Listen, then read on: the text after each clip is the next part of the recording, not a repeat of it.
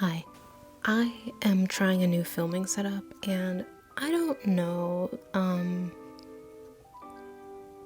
in general, I don't know.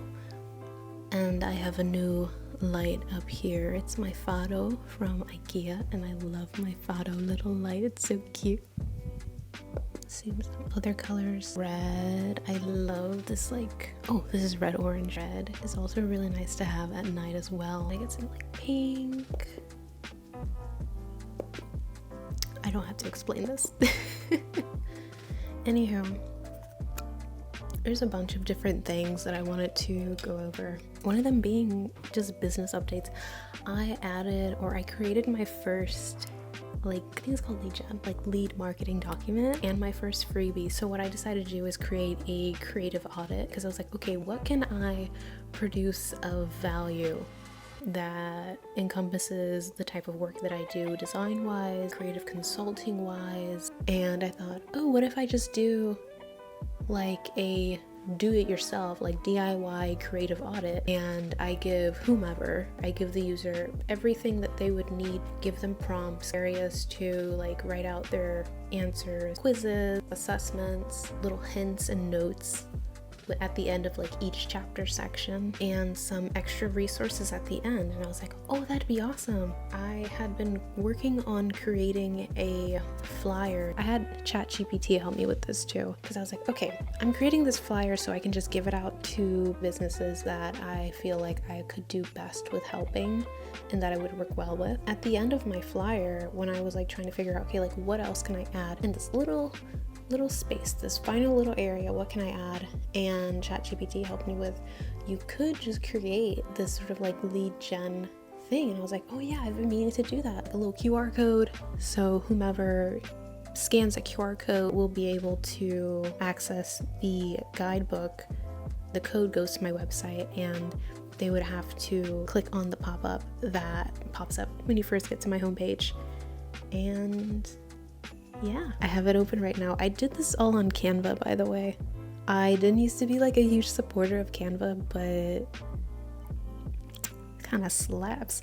And I only started using Canva weirdly enough at my old job, because a bunch of people, I will not name names, but so many people throughout the company, different countries, everybody internationally and domestically was using Canva when I started volunteering to help out with creative and marketing and communications, things like that, for the specific cultural groups that I helped out with. So for the API, Black Network, Women's Network for the United States, to get our work done, we used Canva. Yeah, that's when I was introduced to it, and I've been using it ever since.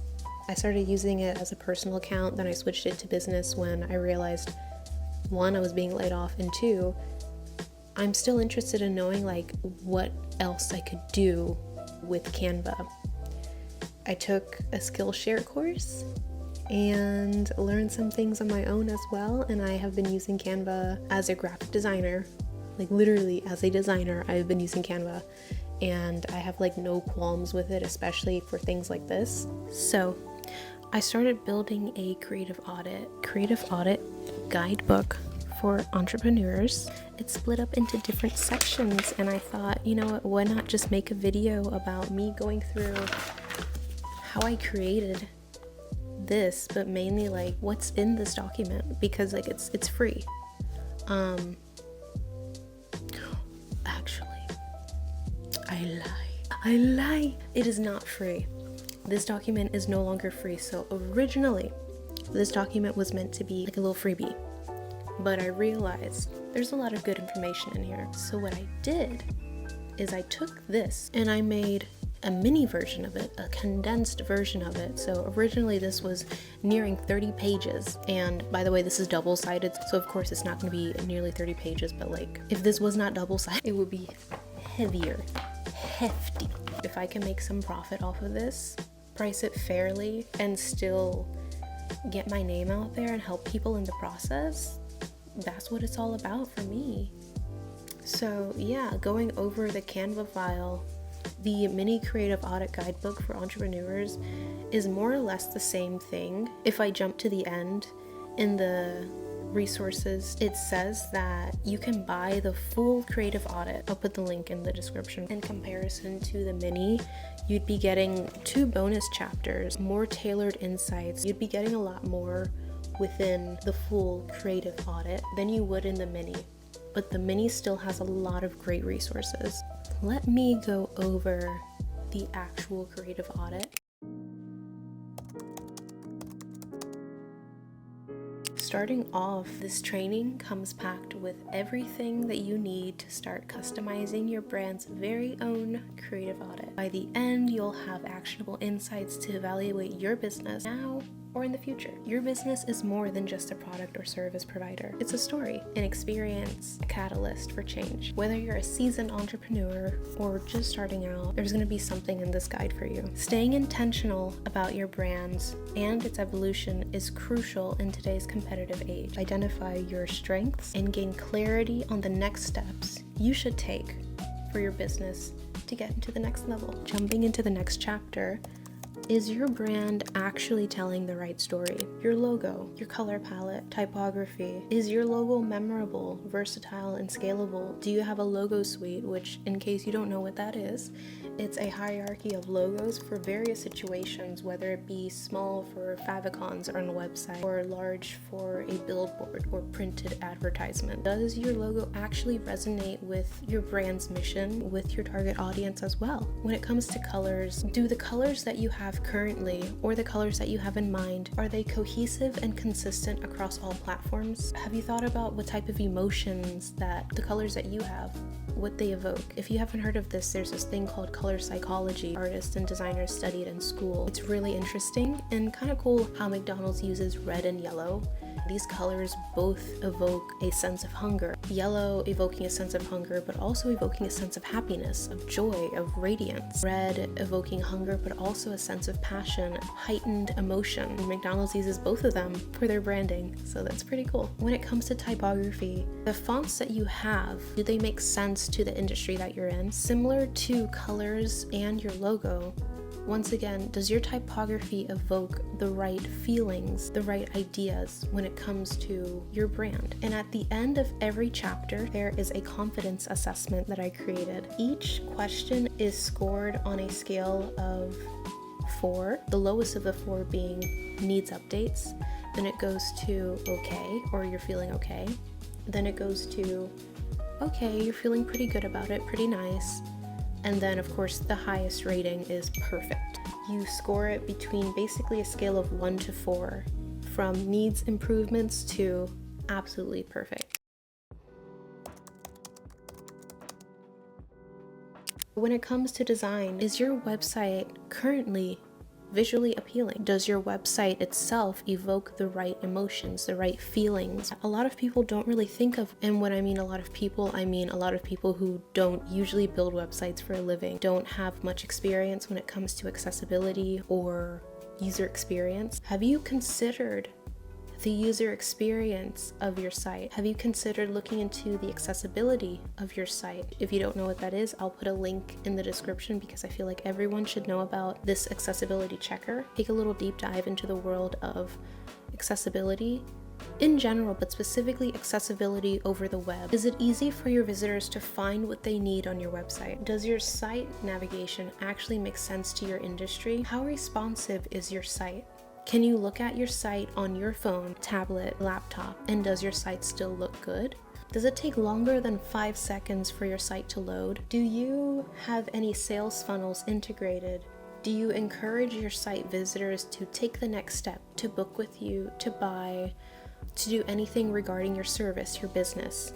Do you encourage this throughout your site, or at least your landing page? In chapter 3, we go to cohesion is key, consistency across all touch points. So starting with social media, are the colors, fonts, everything branding wise on your social platforms, are they actually cohesive? Do they make sense? One really good example that I see a lot of people use is looking at your Instagram grid. Does it look cohesive? Does it look like it's a part of the same story? Because sometimes, especially for people who are taking their personal accounts and switching it into a business account, it could come across as sloppy and unprofessional. When you're combining visuals that don't seem to be related, that don't follow the same or similar style of creative direction. It's best not to have that unless that's the branding vibe that you're going for. Also, have you given a thought to your brand voice, the tone of voice that you use in your posts?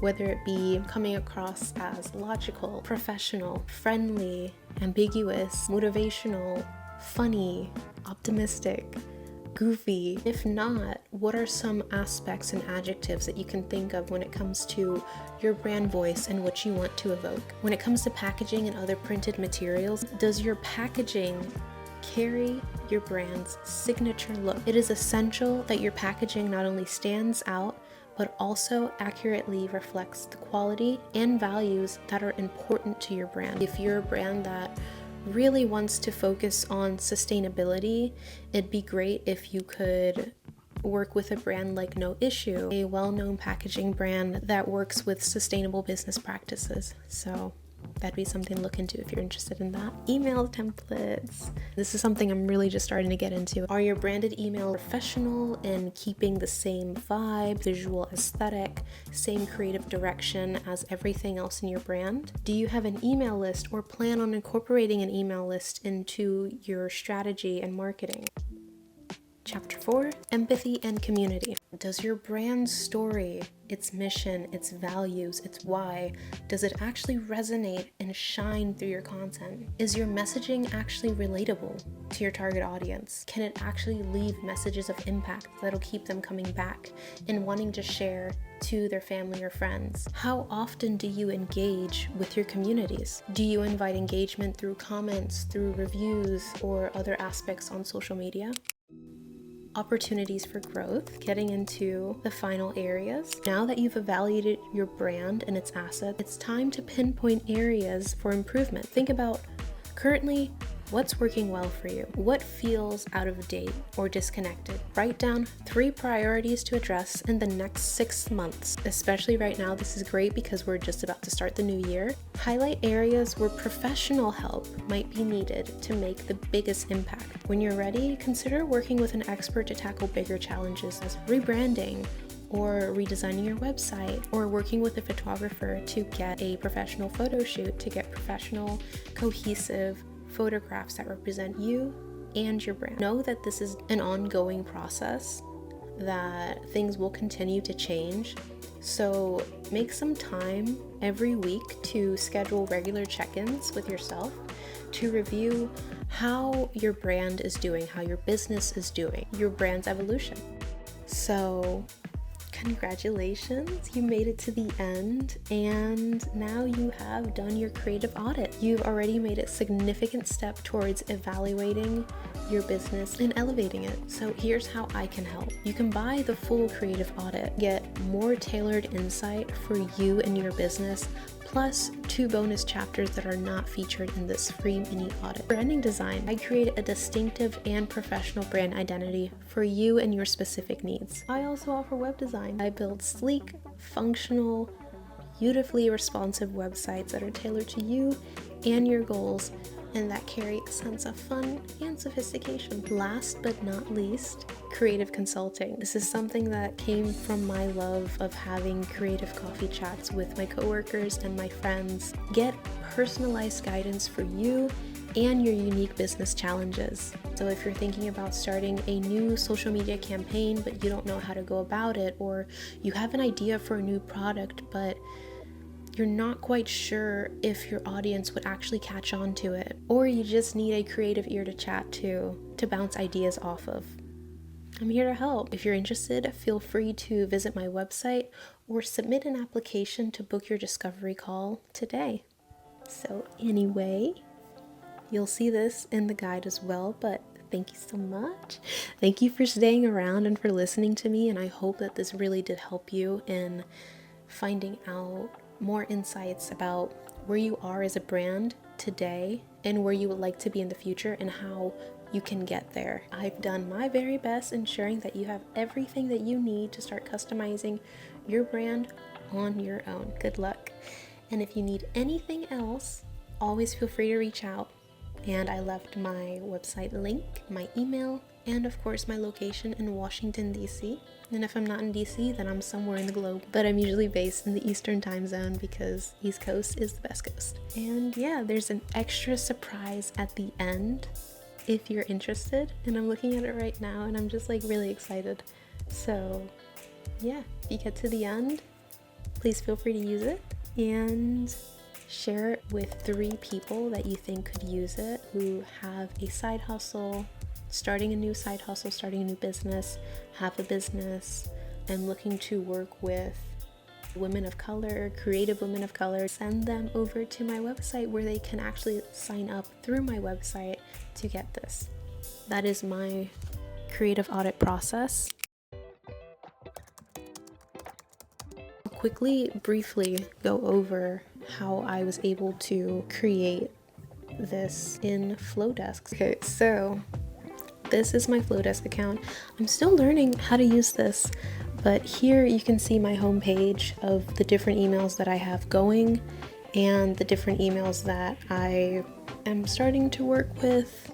Anyway, Flodesk is really awesome. I really like Flodesk because it feels like more creative, and if there's another sort of like creative email marketing resource that is like very intuitive, very designer friendly, very creative friendly, let me know too, because I'm always interested in learning about new products and seeing if something else would work better for me. But so far, Flodesk is what's up, is what's helping me and working with me right now. You can see Flodesk just visually stands out when it comes to creating not only like beautiful design, but things that aren't so one note, that aren't so basic. I mean, yeah, you can find very simple things, but you can also find some really beautiful things like this. This actually is very similar to a lot of the posts that I have. So simple, but it's just so dynamic in that way.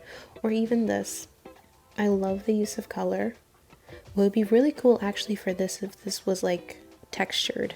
If this had like a slight texture going on in the background. Yeah, this is just beautiful though. Also, the creative direction of the photographs help as well. But yeah, I just love Flodesk. They're really awesome. And it's really easy to take a template that they have in their library and to work from it to create something of your very own. So something I would like to take and recreate. Let me see. I really like the simplicity of this one. I love a standout text typography moment, something that speaks volumes without having to do too much. Yes, that's very much about the type of things that I like to create. Very simple. So what I would do to this is, so you guys can see how easy it is to customize. Oh, and look, it's already integrated with my logo. So I just deleted that. I would add my socials right there. I'd also love to add a spacer. And something that I did before is I chose to, actually let me not put it there. I chose to add video. So let me go ahead and duplicate this, move this up, and then add a spacer, just a little spacer right here. And what I would do is say, check out the video, or the post that made it all happen. And now I'm just alluding to my first YouTube post because yeah, I feel like that is really the thing that really helped launch my business, helped me show up not just for myself on YouTube, but like in my business as well. And it helped me also find new people, new community, and new clients as well. Yeah, another thing that I really like about YouTube also, by the way, before I get into it, you can upload your own image here, add from Unsplash, or add a GIF from Giphy. So I'm gonna go ahead and upload my own image. But yeah, one thing I love about sharing my process on social media is that I feel like I'm holding myself accountable. Also that I get to share my behind the scenes, my creative process, my thought process, or any and everything that happens behind the scenes that I feel comfortable talking about. So in this case, in my first video, I shared my experience starting over, being laid off, what I was gonna do, how I was gonna move forward. And yeah, let me go ahead and go to my website, my links page of my site. I can go to my YouTube channel. There I can go to this video, go to share, copy, and is it this? Nope, this, perfect. Go here, paste it, and I have all these different options to do when someone clicks the link, but I'm not gonna do anything with that. If anything, I'm going to add some text here and just take this first line, copy paste it, and what I can do also, because this is technically part of my OG title, is starting over at 25, so putting that there, starting over at 25, ex-corporate designer in tech, moving out, and then I'll put a ... Yeah, perfect. Anyway, let me just also change this because my name ain't Lucy. No ma'am, no ma'am. I'm not a big fan of Misty. Yeah, and so what I would also do is stay in touch, and then I would do this because I love leaving cheers. Perfect. That is my vibe. This is my vibe, and there's more that I could do with this, like even changing this font. Oh, I was gonna say to Helvetica, but it looks like it's already Helvetica. That's fine by me. You can save the font style for favorites, and then also you can, let me see, upload your very own font. So for me, okay, so my font family, my branded font that I use most regularly is New Swiss, or New Swiss, and it just is such a stunning family. I do own and have usage rights for this font, all of these fonts. Yes, I do. I purchased, yes, purchase your fonts, please. I purchased through Creative Market, so yeah. Or, oh, can I bold this? That is so interesting. Okay, I'm also like playing around here just to see like what it do.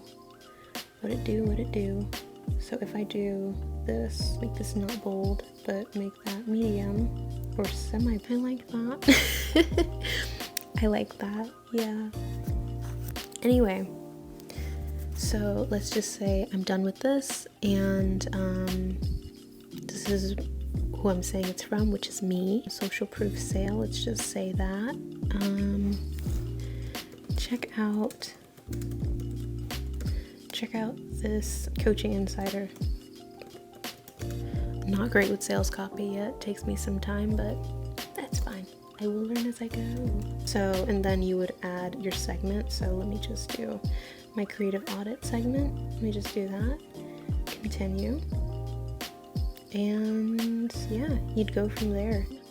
My opt-in form, you can do a landing page like I did here, or you can do a pop-up or some other options, but I really like doing my pop-up, so I can just add it to my site through embedding the link. So you put in your email address if you want the audit. Hey, this is Editing Alia. So if you like this video and you'd like to get a deeper dive into authenticity and what that means for you and your brand, you're gonna love this video here, where I spoke in more detail about why I started my business and the books that helped me know my worth along the way. Check out the video right here.